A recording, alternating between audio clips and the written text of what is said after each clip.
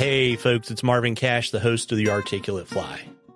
On this episode, artist, inventor, and now author Brian Hester returns to the podcast. Brian updates us on his work at the Easel, his collaborations with Jam Up and MothBear, and his latest project, She Talks to Fish. I think you're really going to enjoy this one, but before we get to the interview, just a couple of housekeeping items. If you like the podcast, please tell a friend, and please subscribe and leave us a rating and review in the podcatcher of your choice. It really helps us out. And a shout out to our sponsor, Trout Routes. It's a fact none of us get to fish as much as we want. Almost overnight, planning a fishing trip went from a gazetteer and word of mouth to the entire internet. There have never been more resources available for fishing, but it's a challenge trying to wade through the digital noise to find the most current and relevant information. Spend less time surfing the internet and more time on the water with Trout Routes.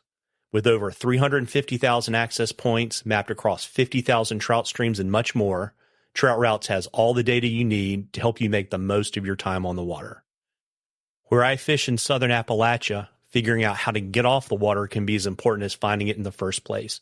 With Trout Routes, I can mark the best spots to get out of the water so I don't find myself in a valley I can't climb out of as the sun goes down. Up your game and download the app today. Use code ARTFLY20, ARTFLY20, all one word, for 20% off your Trout Routes Pro membership at maps.troutroutes.com. Now, on to our interview. Well, Brian, welcome back to the Articulate Fly. Thank you, Marvin, for having me. I appreciate it. Yeah, man, I'm looking forward to the conversation. You know, it's kind of funny. I looked at the archives, and I was surprised to see that you were on season 1, episode 19, which has been about 5.5 years ago. And, you know, not like we haven't seen each other a bunch kind of in that intervening time, but, you know, for our listeners, you know, you're in perpetual motion. I was kind of curious, you know, I think back then, you know, you were, you know, putting artwork in Boone and Banner Elk and places like that. But I was kind of curious, you know, what's your artist journey been like, you know, over the last few years in terms of, you know, any new themes, materials, influences, any good stuff like that? Well, it's really cool. I've still been behind the easel, and that part of my background and that part of my charge is never going to leave me. But I did actually set the paintbrushes down for a little bit while I was tinkering with a few other really, really cool things. And you, as you know, maybe some of the listeners know that I do have a visual arts background. I am a painter. You know, the background actually started drawing, illustrating, painting, and I even dabbled a little bit in industrial design stuff coming out of college. It's just been in the back of my mind. So some really, really cool things were materializing. I was doing a lot of stuff with tactile stuff, building, doing stuff with magnets, trying to help myself out. All of this stuff has a common thread of fly fishing that I play with, from the stuff that I invent and my paintings, which are still constant, and a book that I just wrote. So, and also some apparel that I've just been able to put out. So it's been a lot of fun. Yeah, we're going to get to all that. I know that, you know, one outgrowth of all that is you've got a partnership with Jam Up Apparel. And I was kind of curious, you know, if you could tell us a little bit about those guys, kind of, you know, how you found each other, you know, why you thought it was a good fit for what you're trying to create. Because I'm behind the canvas so much, I'm always doing some really, like, what I think are really innovative kind of new looks to my passion, which is fly fishing. I do a lot of stuff with inversion and substitution, and it kind of materialized to the point where I was like, man, this would be just really, really cool on some hoodies. I thought it would be really, really cool on some shorts. I thought it'd be really, really cool. I mean, on a golf bag. I thought it would be cool on a bunch of stuff. And I was looking for a company that was out there that actually did stuff with fishing. And I think it was September of last year, I stumbled across Jam Up Apparel. and they're out of Spokane, Washington, and they basically brought me in with open arms. It was a lot of fun. I reached out with them. I did showed them a bunch of my designs and my thoughts about its application, what it could be used for. And then all of a sudden started tinkering a little bit more with some of the fish skin designs that I was doing. And then bingo bango, we started some really, really cool looking hoodies. I've got a couple of brown trout or a brown trout design. I've got a brookie design. I've got a couple of rainbow designs on the website. So, and again, it's Jam Up Apparel. So if people wanted to go take a look. Yeah, no, and I'll get all that stuff and drop that stuff in the show notes for you. But, you know, it's interesting because I've seen some of the hoodies, and I guess a couple things that I was kind of struck by was, one, you know, not only do you have the design, but you also have the texture that's in the fabric. Yes. And their fabric is actually a patented fabric that they have. SPF 50, these hoodies that they build are fantastic. And with the designs of the like, for example, the rainbow trout skin, it's not loud. I don't want to say loud. It's attention getting, and it sends a message to anybody, you know, looking, that they're like, what is that? And then a conversation comes out of it. Oh, I fly fish. I love, you know, fishing for rainbow trout, brown trout, brookies, anything. And I've got a bass design that's on there as well. The sleeves are emulative of those fish. It's fantastic. New good looking stuff. Yeah, I think it's neat too that you know, I like the fact that they're 2-ply, right? So you know, that there's a little bit more substance to them than, you know, a lot of hoodies. I mean, sometimes maybe if it's really, really hot, that doesn't work. But, you know, if we're just kind of kicking around, I thought that was really good because, you know, some of those hoodies kind of look like they were kind of spray painted on you. You know what I mean? Oh, absolutely. They're sweat wicking, breathable. They're light enough that you don't feel like you're completely going to have heat stroke. They are fantastic. And I've fished in them already, you know, 10 times. They're awesome. Love them. Yeah. And it's interesting too, right? Because you touched on this kind of as we were getting started, that, you know, you're also, you know, people know you as kind of, you know, Hester, the art teacher at Myers Park High School, but you're this kind of tinkering inventor, right? And you seem to kind of be in perpetual motion. And, you know, I was kind of curious, you know, have you always been like that, kind of trying to figure out better ways to do things? Or is that something you kind of found kind of later on? Well, my brain is firing all the time. My brain is 1,000 miles an hour, and I'm always looking for that next thing. What is it that's going to be special about, you know, the industry, the fly fishing industry? And when I was tinkering, this probably started back in right around 2014, 2015, when I was trying to figure out a magnetic system to carry my fly rods on my truck and also any other SUV or any other regular car. I kind of stumbled onto some really, really cool ways to interchange and utilize the magnetic system so that you could, everything kind of fed on itself.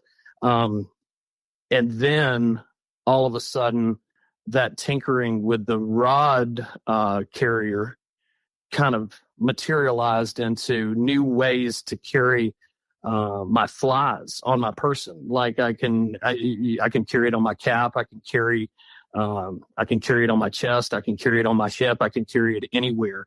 And that system also works with everything that you would end up doing with the truck too. So, and I found, it was about 3 years ago, I was looking for a company just to hear me out, just to see what I've done, If I had to sign NDAs, I would. And I really wanted them to see this design. And I spoke to a lot of people. I mean, a lot of people. And then all of a sudden I found this company that was brand new, and I found them in July. And then we started talking again, oddly enough, about August, September timeframe. The guy's name's Tyler Watuski, and he owns MothBear. And he wants to innovate in the industry. He wants to actually be at the front, i.e., he wants to be chased instead of trying to chase. He creates boat bags. He created a fantastic chest pack system, all utilizing aspects of the magnetic stuff that I had done. And then we started working together. He's got an engineering background, which made things even more perfect based upon working together. And that it was like a perfect storm. It was like it couldn't have been any better, by means of having my jacked up brain that's always conceptually always way out there, and he would always reel it back in and talk about the engineering component. And then I was really pretty good about the industrial design aspect, where I would end up trying to remove human error, so that when you bring a product to market, or when you're putting a product out there, that it's going to be flawless, that it's going to work fantastic. And it was just, it's been awesome being able to work with them. I've been blessed I've been lucky as well in terms of finding really, really good people, honest people that want to do some moving and shaking in the fly fishing industry. Got it. And, kind of curious. I mean, there are plenty of, pack and, doodad manufacturers and fly fishing. What is it that sets MothBear apart? I mean, what's their different approach from like Umpqua, Fish Pond, Sims, all those guys? It's soup to nuts. We actually, we build out, we physically build the product. And then we analyze the product after we've done the design work, to make sure that things are appropriated, things are actually where they're supposed to be, and so that they're easy access to anglers, left-handed, right-handed. And one thing in particular, that I was talking about with the, we invented a magnetic fly box that will go on anything, anywhere. It's spectacular. And it's like a anytime box. You can load it, and it's deep enough to hold, high hackle on dries, and it's shallow enough to hold like a ton of nymphs. So you can be with one little fly box, put that, or 3 or 4 of those little fly boxes, put them all over your person without carrying a chest pack, carrying all sorts of other stuff around, where you can, I do a lot of rock hopping when I'm on the river. I do a lot of, maneuvering up the river, and I don't like thinking stuff would fall off. This system is fantastic. It works magnificent. So I hope everybody gets a chance to just go look at the magnetic fly box that MothBear has. So. Yeah. And so I would want to kind of back up a little bit though, because I want to kind of, understand, like, I know you're kind of like, you're like a creative Tasmanian devil, right? Yeah. The brain's always working, man. Yeah. I would maybe a quaalude or two every now and again might not be a bad thing. Calm it down. But I was just kind of curious about, like, I want to kind of think about like the tinkering and the inventing kind of in kind of the context of your broader kind of creativity, right? Is it just another kind of spoke on the Hester wheel, or kind of how does it integrate with kind of how you think as a visual artist? It is. It's all about, like, if I'm building a composition on canvas, that's my process within my design, my point of view, whether in point of view has the physical and the metaphysical. For example, I can physically see something in its depth of field, or its point of view, i.e. that I'm thinking about something a certain way. It's perspective. So I'm always composing. When you're composing, you're still designing. The same thing with the tinkering. How does the design look? is the design, is it sexy? Does it look great for the consumer out on the shelf? How is it presented, and how does it look in its final state? So I'm always working in that phase, that realm, inside that I guess that space, so to speak. I want things to look good. So that's what's up. There you go. Well, and if it wasn't enough, you kind of touched on this, almost stole a little bit of my thunder. You are, I don't know, within, a week or 2 weeks of dropping your first novel, She Talks to Fish. And, that's kind of pretty crazy from kind of, you got a full-time gig, plus you got all this other stuff going on. But, I was really kind of curious, what was the genesis of the project? That's a great question. The genesis of the project actually started 10 years ago when I initiated and built a club at the high school where I teach, Myers Park High School. And I wanted to introduce young people to fly fishing. And I initially, when I started the program, there were a lot of young people involved. And I thought that this is great. This is just fantastic. I'm going to be able to kind of, pay this forward, show all these young people this beautiful thing, fly fishing, and introduce this to them so that they can enjoy, they can find maybe something in this that I found growing up, which was just amazing for me. Then the membership kept growing, and it was just young white kids. And I was like, well, this fly fishing thing is for everyone. It's literally for everyone. And I look at fly fishing to be, for me personally, the world's greatest equalizer, because fly fishing doesn't care about anything. Doesn't care about your political views, doesn't care about your culture, doesn't care about how tall you are, how skinny. It doesn't gender associations, anything. It doesn't care. But what it demands is your attitude and your effort if you want to succeed at it, if you want to involve yourself with it.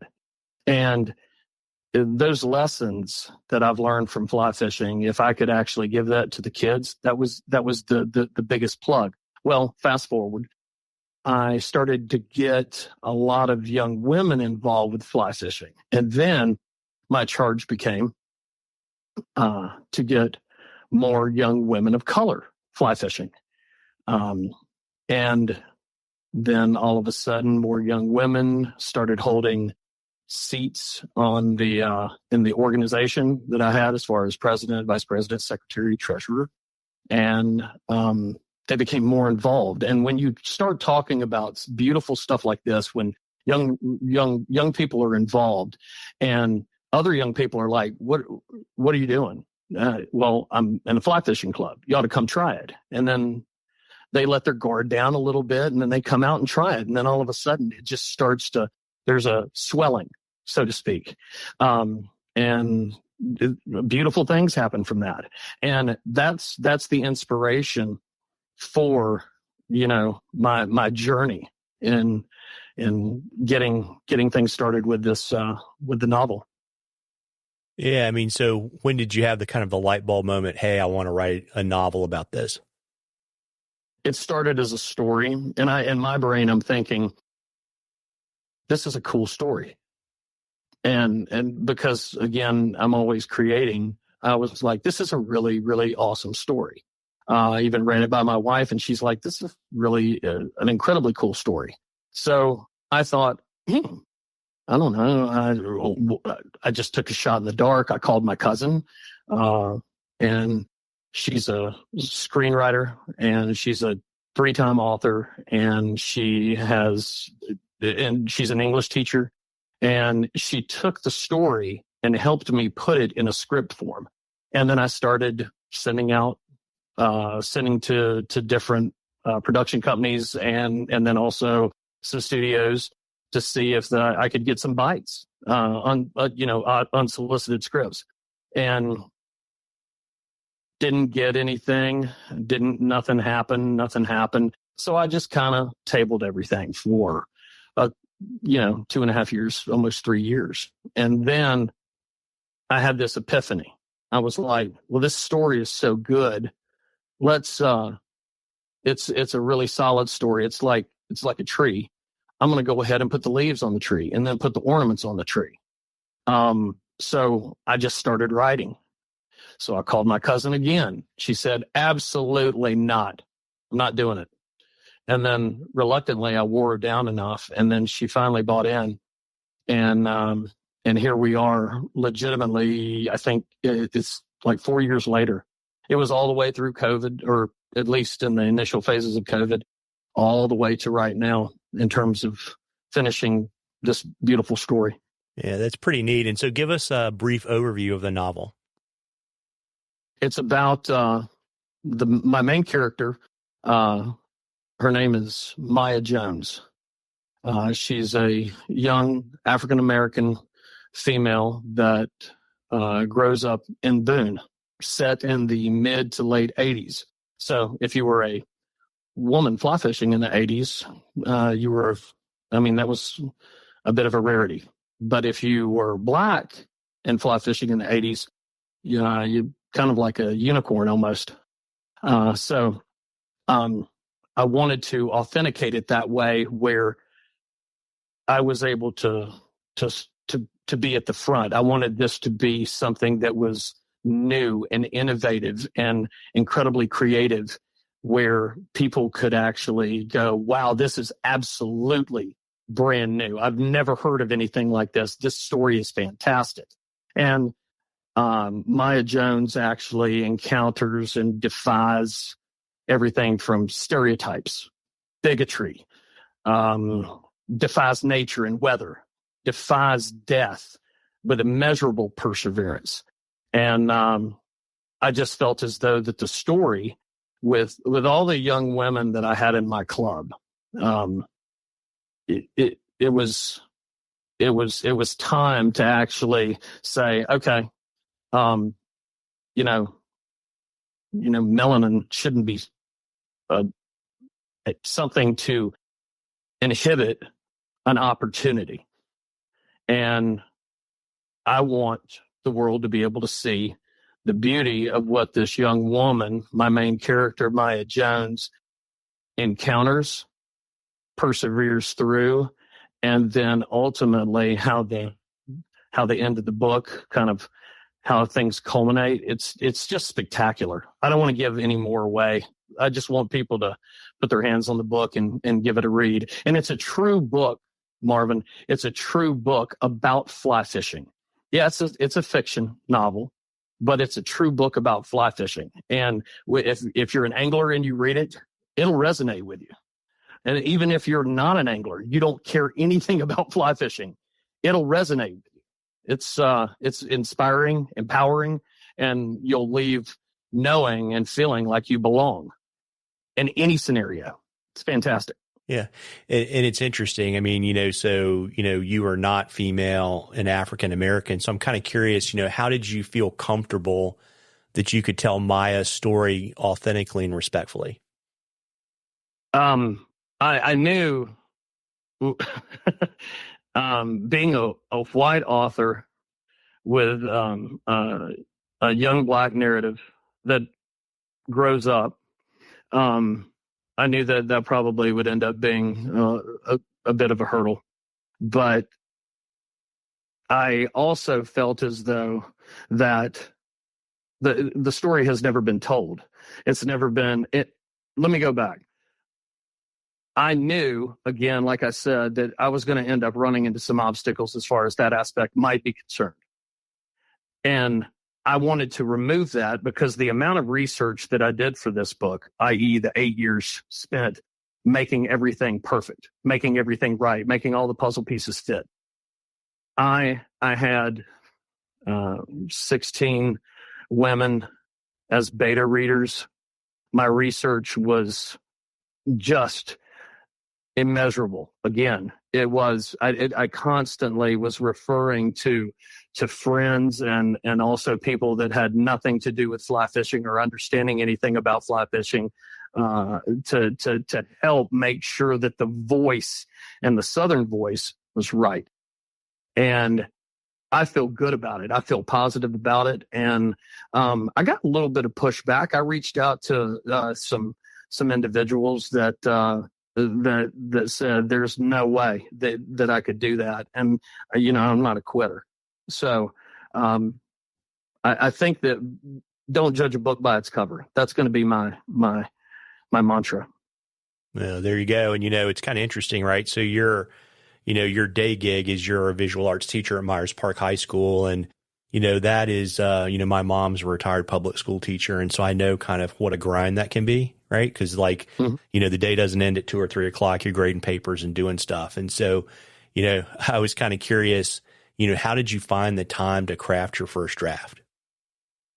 My block of time was specific, and my block of time basically, my day would start at 4:50 in the morning. I would get up, get my coffee, get in the car, get to school, and then I would start hammering through some writing because it was quiet. I didn't have anybody bothering me, so technically for about almost 3 hours I could write. And then as the evening kind of wound down after the 7:30 time frame, 8 o'clock time frame, I would actually move back into get behind the computer again and start grinding. And that pause in the middle of the day where I actually changed modes was enough for me to actually kind of work through some stuff in my head because, like I said before, my brain is so jacked up, it's firing all the time. And I was thinking, how am I going to fix this scene? How am I going to make this work? How am I going to get this puzzle piece to fit in here this way so that I can make this happen?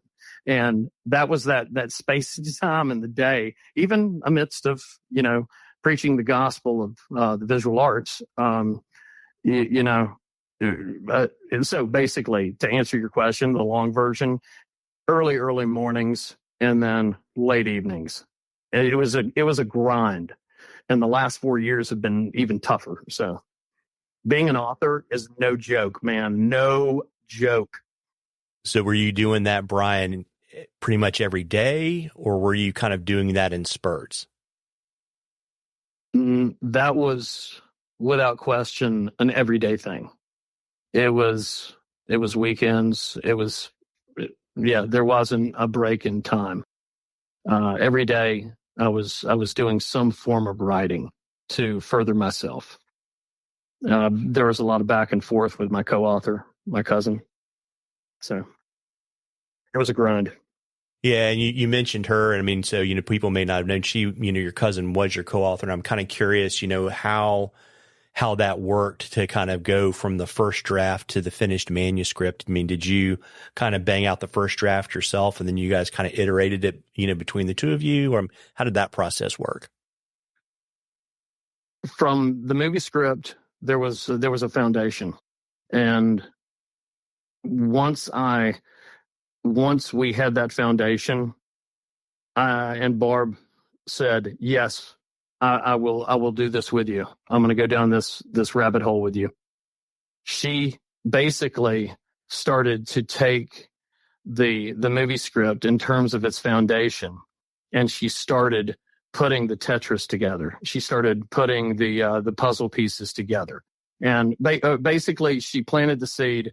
The tree grew up, and then there were some branches. I came in with, like I said before, the leaves and the ornaments, and actually talked a lot about the areas that had to do with the fly fishing. And then it evolved to even more. It evolved to certain scenes where I would go do research and then I would start writing. So over that span of basically the last 5 years, I have kind of been self-taught in terms of the English language.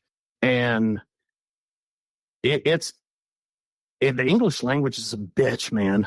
It's hard. It's tough. It's tough to be a writer. And I learned, it was kind of like on the job training. I would send stuff to her. She would actually butcher it. And then she would send it back to me with her version. I would send it back to her. So, I mean, it was like a tennis mat constantly. But I got better and better and better and better. And then it finally got to a point where she was not having to edit hardly anything that I was doing, because I was just so passionate about pushing through and finding the voice and being in that, finding that muse and then going with it. Got it. So it really sounds like she took the script and kind of built the chassis, and then you just kind of ate the elephant one bite at a time, right? You are correct. Absolutely. That is a beautiful analogy. Interesting. And so it's always funny, like when I talk to authors, I want to, I'm always kind of curious, because you get guys that are like, I'll never do that ever again. And then there are other people that are eager for it. But, there's always, and this is probably true kind of in painting and designing, fly fishing accessories, what were, the biggest challenges or surprises you encountered while you were working on the book? Oh, thinking that I'd done something monumental. Some of the writing that I had done, there was the amount of stuff that she cut, I thought was just superb. It was fantastic. But that's selfish of me to say that, because she would read it and go, it's not fantastic. So there was a lot of push and pull, And it was a lot of, me getting my feelings hurt, and feeling like I'd been punched in the teeth. And I was like, well, what's wrong with it? Tell me what's wrong with and she would actually go through this whole diagnostic of what was wrong with it. And I had to actually learn. I learned a lot about myself in terms of shutting the hell up and stepping back and letting things then materialize and letting them evolve. And then the system that we had created started to evolve as well. As I got better, things would flow. I knew what she would want. I would work through those things, and then it got to a point in a place where it became so interchangeable. I couldn't see what she had done versus what I had done. And if you talk to her right now, she'd say the exact same thing, because she told me about 2 years into the 15th draft of the book, she was like, I can't tell what's yours and mine anymore. And I was like, now I've harnessed this. I have found a voice, and I'm getting better at it. I'm even getting better. I'm reading The Longest Silence right now by Thomas McGain, and some of the words that he uses, I have to go get a dictionary. So I figured out something. I was like, if I can just figure out vocabulary, I can start manipulating sentences within the English language to speak within my voice. And that was a big jumping off point for me right there too. Yeah, it's interesting. It makes me think, when you're talking about that, it's kind of like, people that go fish with a guide but want to tell the guide how they should fish. Right? Exactly. And you got to figure out that, like, what's the point of, associating yourself with people that are better at certain things than you are if you won't listen to them? Again, incredibly well said. That's it. Oh yeah. I remember being in, I like to joke around, and I would joke around with one of my guide buddies. And I remember saying something to him about one of the, like a cast he made. And he looked at me and he was like, I will push you out of this boat right now. So yeah, I get it. Yeah, it's interesting too. I would also say the power of, reading a lot and writing a lot. And, for whatever reason, you and I both are Gen Xers, kids don't grow up doing that. Right. And so, it's kind of one of those things, like, if you don't do it a lot, you're not going to get better at it. And, right. And in terms of the reading thing, I think it's super powerful, right? To see how, other people put language together. I remember working with my oldest son during COVID on all of his college essays. And, so that was it. I was a really fun father-son experience. But what I would say out of that is, we worked a lot on writing, right? And, for Christmas, that following year, I gave him a copy of Strunk and White's and Old Man in the Sea, right? Oh, yeah, right on. And, because there's just so much more it's just different. Like when I was in high school, we were turning in papers every single week. And absolutely. Now it's like, holy cow, they wrote one paper in like 4 years and people are like super excited. So, right. But yeah, it's an interesting thing. And so, it's kind of funny because I had forgotten that the book started as a script before it was a book, but it's actually potentially moving back to becoming a script. And I know you've been, working on pre-production work with Angie Harmon. And I was really kind of curious, how did you meet Angie? And, what about the story attracted her and said, I want to make a movie out of this? This was last year, about the same time I reached out to Jam Up Apparel, where I was bouncing around, but I had what I thought it was an incredibly solid form of the script, and I had Angie Harmon's daughter in my class, and I just on a whim, it was a really bold move. I said, would you please take this to your mother and have her give it a read? Fast forward, probably about 2.5 months later, this young lady walks up to me with her phone and shows me a text. And it says, please tell your teacher I'm going to make this movie. And that was gratifying. It was exciting. At that moment, I was like, wow, I have someone's attention. And I mean, if you know any of Angie Harmon's work, she's fantastic. She's just a brilliant actress. And I was like, what's next? So we kind of got on board with Angie, and through her, we were able to get the script shopped through her agents. And I don't know in terms of whether or not we got a lot of nibbles or we got anything, but we signed a 6-month agreement, and then when the 6 months ran out, we took the script back. Now the script is back in our possession now, but Angie feels so strong right now about this. She is endorsing the book so that we can move this thing forward and get the movie made. And we've got some coals in the fire. We really have. We have plan B, plan C, plan D, and I believe in my heart that this movie needs to be made. I want it made. I want to be a part of the process. I want to be a part of, the industry in fly fishing industry alone right now is doing great things in terms of leveling out the playing field, and by means of getting everybody involved, he, she, they, getting everybody involved with fly fishing. And that's the way that it should be. And I want to be a part of that reform. So I'm pushing to get this message out to a really large audience. Yeah.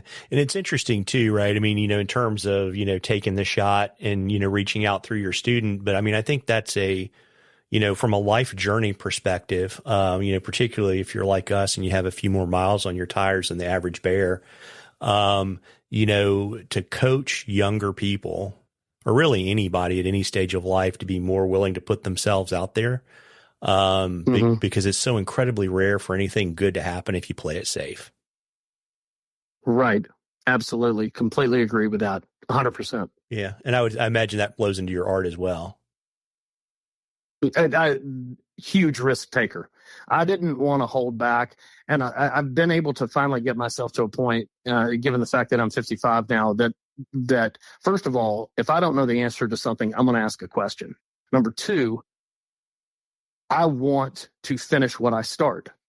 And I'm going to look for every single avenue to try to be successful. It's ingrained in teachers. I am an educator. I'm going to look for every means possible to reach my kids. And I don't quit. I'm seeing this through. And I really, really, really hope that people get a hold of this book. They put a comment in Amazon. They leave a video that says, let's get this movie made, because it is a game changer. And I feel it. I know it.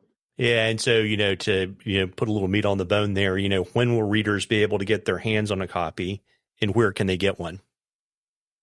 We self-published through Amazon, and it will be ready for consumption on September the 22nd. So very, very soon. It's coming. The ebook will be available in about 10 days. I don't even know what that would be then. By at least, the 7th or 8th of September? Yeah, and so can people pre-order, or do they need to remember those dates and then go to Amazon? They can pre-order, but we really, really, really want everybody they can pre-order. We want everybody to be able to hit the ground running, though, on September the 22nd by grabbing a book. And a beautiful thing has happened with this. Angie, because she is endorsing the book, is actually going to be at our book signing on October the 5th at Legion Brewery, South Park location, from 9 a.m. until 12 noon. So Angie will be with us signing books, and I'm hopeful that I'm fortunate. I'm in a very, very fortunate situation that someone who is in the industry, the movie industry, who is an actress, cares enough about this project, feels enough about this project, and understands the magnitude behind it, that they're willing to actually do this with me and my cousin. So I'm grateful. I'm humbled. So it's awesome. And are there any other promotional events on the calendar other than the event at Legion? Yes, the day before, Friday, October 4th, I'm at Appalachian Mountain Brewery in Boone from 4 until 6 p.m. The front part of the book originates in Boone, my hometown. I was so excited about painting such an amazing picture of Boone, the mountains, the community of Boone. It was a perfect fit for me to be able to do that.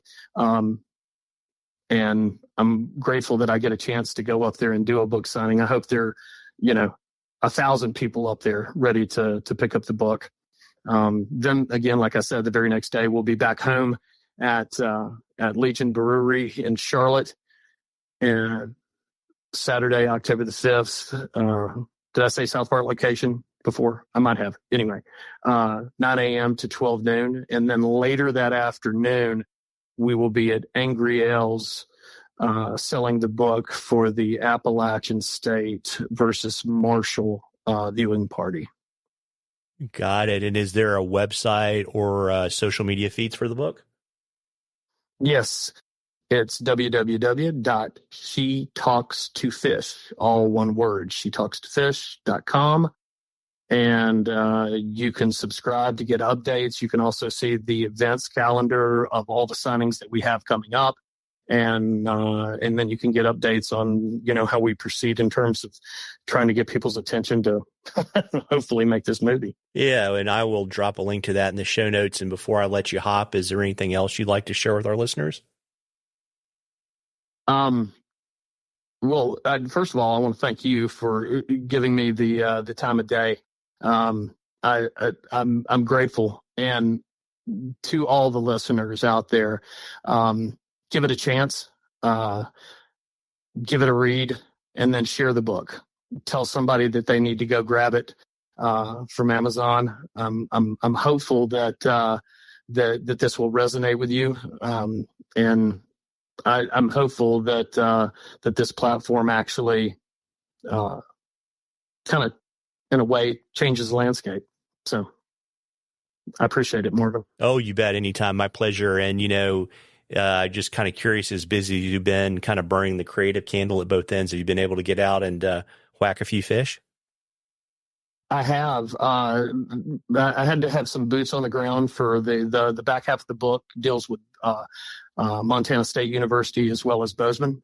And my wife and I, for her 50th birthday, got to go to Bozeman for 10 days, and we went out there and we caught fish. And like I said, with having boots on the ground, taking in some of the beauty around Bozeman and just Montana in general, and it was spectacular. But yes, and I'm constantly, if I can find a farm pond, I keep my fly fishing stuff in the truck at all times. So if I have an hour, I'll go to a buddy's place and go catch bass. Yeah, and you got to hang out with our good friend A.D. Maddox as well. Oh yes, that's awesome. That's right. When I was in Montana, I got to go see A.D. Finally meet her face to face. It was fantastic. I picked up a few of her prints. My wife and I did, and it was really, really cool to be able to see her in her space and her environment. She's so kind and so gracious with her time. It was right before her show at the very, very end of June. I think it was like June 28th or something like that. She had a show, and I got to see everything firsthand, and it was spectacular. The work that she does, and she's another great friend who has kind of played mentor to me on especially being behind the canvas. So it was a lot of fun. Yeah, if you find yourself in Livingston, you should definitely stop by her gallery. There's some just beautiful artwork in there, and she's fun to hang out with. And, Hester, before I let you go, what's the best way for folks to kind of follow your adventures at the easel, at the word processor / typewriter, or on the water? Let's see. You can go to www.hookedflyco.com. That's HOOKEDFLYCO.com. You can also catch, like I said, what's up with the happenings as far as the book is shetalkstofish.com. And then after that, I will continue to keep posting. And if you're looking to see what's happening, Angie Harmon's going to be dropping a post here very, very soon. A little plug for the book. And if you want to follow her TikTok or her Instagram, maybe catch up with what she's doing too. Yeah, and I'll drop all that stuff in the show notes, and I'll also drop links to Jam Up and MothBear for folks. And, hopefully I'll be able to let you buy me a couple beers at Legion here in about, 6 weeks or so. And Brian, I appreciate you carving a little bit of time out to chat with me. Thank you so much, Marvin. This was fantastic. Love talking shop, man. It's awesome. Thank you. Yeah, you bet. My pleasure. We should do it more often than once every 5.5 years. Yeah. Yeah. Make the time to call it. Now I'll talk to you anytime, man. It's awesome. There you go. Take care. I appreciate you. Thank you. Well, folks, we hope you enjoyed the interview as much as we enjoyed bringing it to you. Don't forget to check out Trout Routes Pro at maps.troutroutes.com. Use ARTFly20, ARTFLY20, all one word, to get 20% off your membership. Tight lines, everybody.